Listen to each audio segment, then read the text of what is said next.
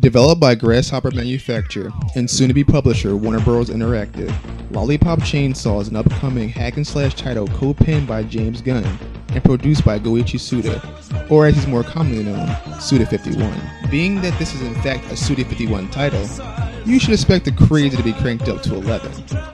Lollipop Chainsaw follows the story of Juliet Starling, a perky, wisecracking cheerleader from the fictional Californian San Romero High. She's bubbly, bouncing, and overall just your typical American girl with a love for all things glitter and rainbows. Here's where Suda's signature brand of weird starts to shine. On the advent of her 18th birthday, the undead inexplicably begin to swarm San Romero High. Hundreds of innocent students are lost to the horde, leaving the poor Juliet all alone to persevere amongst the ever-grasping clutches of the undead. Don't feel bad for her though. Seeing as though she hails from a long line of legendary zombie hunters, Starling's pretty much got everything covered. Equipped with looks, pigtails, and an unbreakable girly weapon known as the Lollipop Chainsaw. Yeah, you heard that right. Juliet Starling and the head of her still-living and decapitated boyfriend Nick, whom the young Miss Starling decapitated herself, must cut a bloody, gore-caked swath through the halls of San Romero High in order to prevent an all-out zombie apocalypse. From a self-aware zombie-infected punk rock band, of course.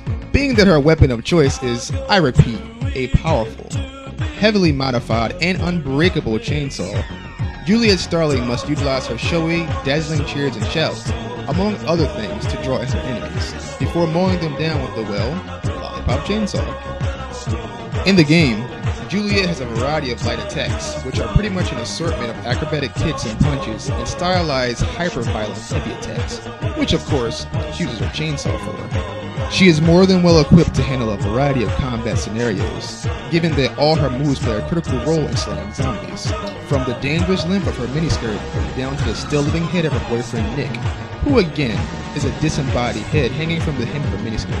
I know, just go with me. Nick can be used for various purposes, including being punted at enemies NFL style or being planted on a recently decapitated body of a zombie to control it. She is also capable of performing various unarmed combat techniques based on her cheerleading, which will further aid in avoiding enemy attacks and crowd control, the primary aspect of combat in the game. Suda has even mentioned that part of the gameplay, presumably combat, might involve sound, further alluding to the notion that Juliet's cheers and jeers could be more than just zombie taunting fanfare. Killing enemies and saving classmates that are under attack will fill up Juliet's star meter, which is used for super attacks and other as-of-yet unseen finishers.